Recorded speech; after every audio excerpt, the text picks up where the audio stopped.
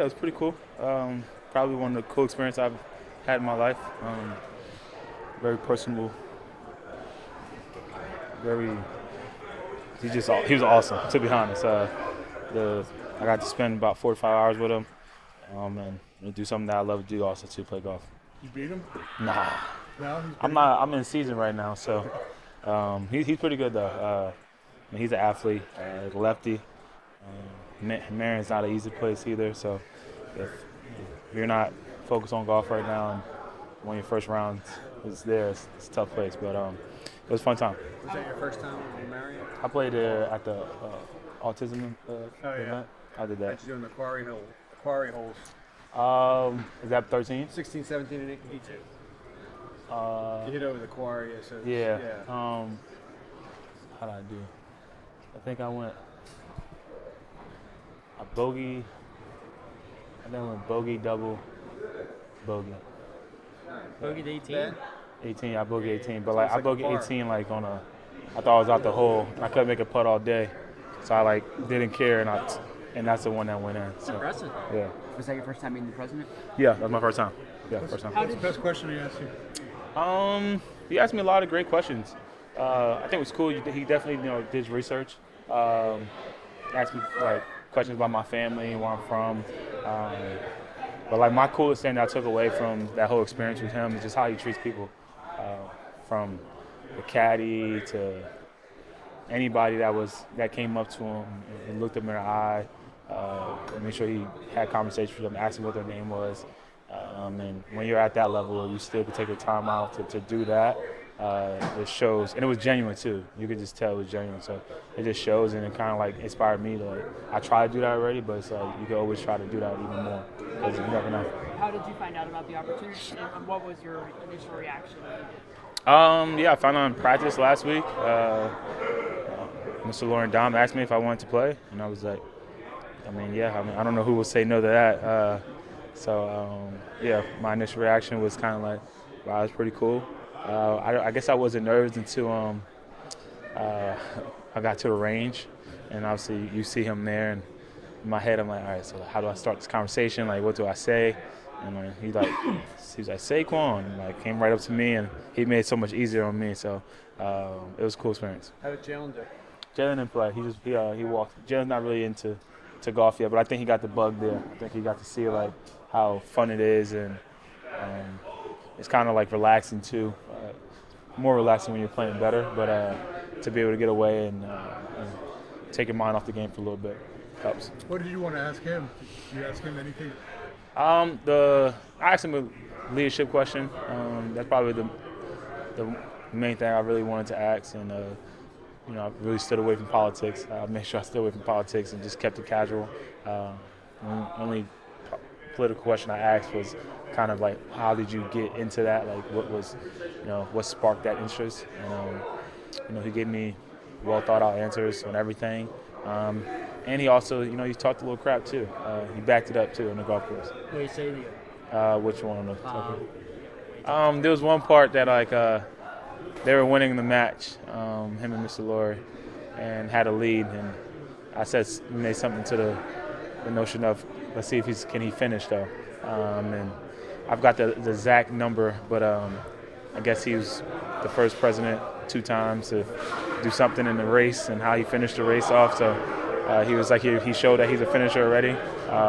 So he kind of was quick on his feet too with that answer. So it was a fun experience. Is he someone you've wanted to meet before? Of course, yeah, of course. Of course. I think we always have those questions. People when you're with your friends, dead or alive, who you want to eat dinner with or who you want to meet. And Obama's always been one of mine. And it was cool. It was cool to have that come to light. Who are you teamed up with? Mike, Obama's playing partner. I think he works with him. And when you asked him about leadership, what was the message that he He gave. I'm gonna leave that one to for myself, but it was a real well thought out answer, and not just only applied to what I can do as a leader in the locker room, but just in everyday life and what I aspire to be during football and after football too. So yeah. How does your view of the push change now you're on this side You seem to enjoy it. Yeah, of course. I think it depends how you look at it, right? Could I take the mindset of it being like, oh, yeah, like could I have had more touchdowns? Yeah, but at the end of the day, the most important thing is winning football. And then the core of the play is just man-on-man stopless. Like, it's something about that. Like, everybody knows what's coming.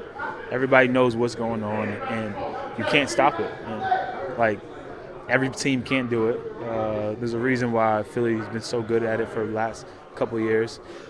So I look at it as more as like that. It's a statement. It's a statement. When you're on that 1 yard line or it's 4th and 1, and you know what's coming, and can you stop it? And some have some success here and there, but more times than not, we're gonna get the best of them, and that shows you how physical and the mindset of the team that we have, and that's what you need for successful teams. On Kelsey's podcast back in March, he told you At don't the get two. tackled at the 1 or at the 2. Yeah. Is We that might what run it that at the 2. I mean, that's how I look at it. Like, I look at it like this: is if I don't want the tush push, go score. But I'm not gonna I'm trying my best to make sure I don't put the ball at risk to get a touchdown, because at the end of the day, the most important thing is winning football games, and that's the only thing that matters. Handing you the football. Yeah, that was my first spike of ever. So how I do? I don't know. Why did you decide to spike it? He said spike that effort. I'm doing a little thing this week. I'm not cursing, so hold me accountable. And he handed it to me, and I was just like, to be honest, I've never spiked the ball before. So I just, and then just do it. Is there a reason you never spiked it? I'm not really, my celebrations come more from joy. I'm not a planned celebrator. I come from, just when I score, get the ball to ref, or now, I might run around or do something like that. That's just because I'm a kid playing the game. So I don't have, no signature celebration. Yeah. Yeah, hand it to the ref, act like you've been there before. I've had that mindset. That still is my mindset, but now sometimes I might have it's a fun game, man. I said today in practice, there's going to be a day we're not going to be doing this. We get paid a lot of money to go out there and play a kid's game. What do you make of the fact they've been going with more of the run game a little bit early in games? Obviously, you guys getting ahead is why they've been sticking with it late, but that gives you more opportunities to break them off, which is what happened in this past game. Yeah, those are the. What does that do for running back and for the offense? Helps. I know the running back position's dead now, I guess you could say, or what people try to say. But play good defense and you run the football. And you look at the history of the NFL, more times than not, you're going to be a very successful team. We have a great offensive line. I get a lot of credit. Kenny, when he gets in there, he gets a lot of credit. But from Stout to TJ to Wayne to every single body on that offensive line, it's a beautiful thing, Everyone keeps asking the identity of the team, and it starts with those guys. And if we need to throw the ball, we have an offensive line that can drop back 50 times and they're gonna hold up. And if we need to run the ball, we got an offensive line that can run the ball 50 times. So it's when you have those guys up there, it makes me look a lot better. It makes all of us look a lot better, and it helps the team. It helps the team when you can lean on defense, tiring them out. And it's always, it took me a long time. I don't want to say a long time, but had to understand this. It's not going to always be 20 and 40s, and it might be 4s. I didn't pop a run over 15 yards probably till that last drive, and still came out with 100 that game. And so there's no party that says I carried the ball 7-8 times to get down here and let me score?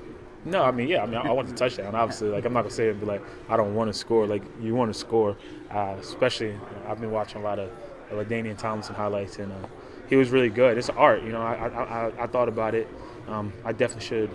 That's what I'm going to do. I'm going to find a way to reach out to him, because when you get in the red zone, it's tough. Everyone knows that you're running the ball. You're getting the ball. It's tighter. And he was the best at it, finding ways to get in the end zone. But, whether it's me scoring or Jalen scoring, the most important thing is find a way to win football games. And with all this analytics and all this, you should do this, you should do that. I know one thing that's 100%. You score more points than the other team, you're going to win football games. What's the difference between a under center handoff and a shotgun handoff from a running back's perspective? You got to get used to them both. In college, that's all I did was shotgun runs. So it's kind of something I was used to. When I got to the NFL, I kind of struggled with it a little bit of getting a feel for it and working on getting my shoulders square and like what's your tempo. But then when you get to NFL, and my last few years in New York, that was more of the mindset of, mid-zone, duo, get downhill, kind of got used to it. But coming back to here, you kind of like, that's what camp is for, getting adjusted to running gun runs. I think depending on the type of team you're playing, where the gun or under center comes in handy. But I think if you ask any running back, they'll probably say under center runs or pistol. It's a lot easier because we're able to get downhill a little quicker. But the beauty of this team is we have Jalyx Hunt. He's a running threat. He's a throw threat quarterback. He can throw the ball and he can hurt you with his feet. So, and that helps me. It gets that end man on line of scrimmage, was outside linebacker or DN. He got to play both of us. And if you want to sneak over there with Jalen a little too much, there's a seam. If I time it up right out of the gun, murder she wrote. And if you want to collapse, he's out the back door. Who's next on the bucket list to golf with? I mean, shoot. I don't know if it really get any better than that, to be honest. Any president would be cool with me. I think that's, I know a lot of people may look at it as like a political way. For me, it's not. Like, it's the president of the United States, and you get to play with him. So whether it's OB, whether it's 45, whether it's 43, whoever, down the line, that would be cool. Tiger. Never played with Tiger. I guess that would be cool. I got to play with Brooks Koepka before. So Tiger Woods probably be my next one along. On their offense, so you can't ever, take a week off in the NFL. Vic was talking about the fourth down stop and just the mechanics of that. What, from your standpoint, the eye discipline, keeping the leverage, scraping over the top, what was the biggest key for you to be in position to make that play? I think just having my eyes on my guy, really. When you're man-to-man and the guy goes in motion, there's always a chance he's going to go back. So just trying to keep my eyes on him, and then had to work through the traffic, to be able to get over top. And luckily Isaiah was playing tight on his man, allowed me to get behind him and be able to come downhill and make the play. To not play, you don't have a ton of experience at that position in Iowa coming in, so to play inside like that, to be able to have that kind of discipline, is that something that comes natural to you? Or is that just a man-to-man thing, no matter where you play? You talking about the play specifically? Yeah. I think it's just a man-to-man thing, really. Just following your guy. That was my job on that play. Was to cover him. And whenever I have a man-to-man matchup, I'm going to do my best to stay as tight as possible to my man, take the air out, and try not to let them complete a ball or, let them get yards after the catch. And then from the larger perspective, just playing inside, how much has it been a struggle for you to learn it? Or have you found it a little bit less difficult than maybe you expected? Yeah, there's been challenges. Coming in, I hadn't played it since my second year in college. So there's challenges, just understanding, where my help was within the defense, what leverages to take, playing tighter and man-to-man, because guys can, go either way they want. When they're playing inside, there's a lot of space, so kind of trying to take that away, and really just getting a feel for the position over time since I've been here, and like I said, I've said this before, but Avante Maddox, he's helped me out a lot, ever since I got in here. Just kind of learning that position and, the different techniques that go into it. Talked about it last week a little bit. Being 21 years old and going up against some of the best players in the league like you did last week, what does that mean to you, and kind of how have you been able to come in, missing time early in your career and make an impact right away at such a young age? Yeah, it's been fun. This is what I dreamed of. This was always my goal, to be able to play in the NFL and do it at a high level. But hopefully my career is just getting started.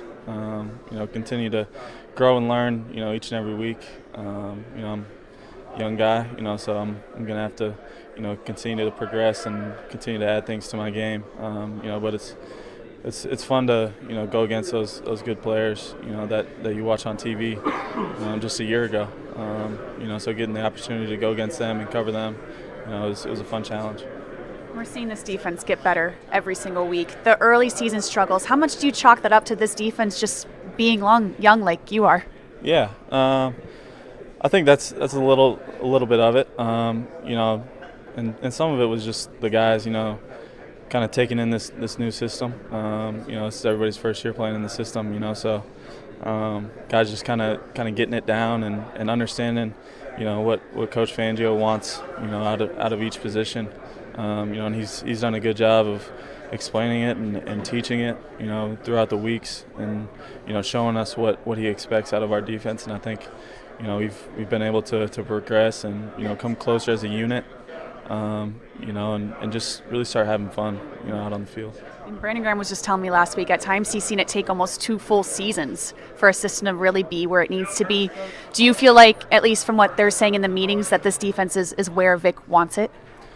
Yeah, I think it's getting close. There's always going to be things you can clean up. But I think we can see it. Starting to come together. But the thing is now, we just got to continue to progress and continue to make things that much better within our system. Because people are gonna find out our weaknesses and trying to exploit them, so our job is to take away those weaknesses, so they can't hurt us. The first couple of weeks of just being a young defense, learning this? All of it, honestly. Like everybody, you got to get into the flow of the season. You got to get into the flow of the team, how Fangio calls plays, how we run the plays. We had to start trusting each other just more to do our assignments, and I think we get into it now. And how much different does this feel from week 1? How much more comfortable are you feeling in this? Way more comfortable. I think that just, for me personally, I can't speak for everybody else, but just getting the reps in, seeing the plays, it's an adjustment for sure.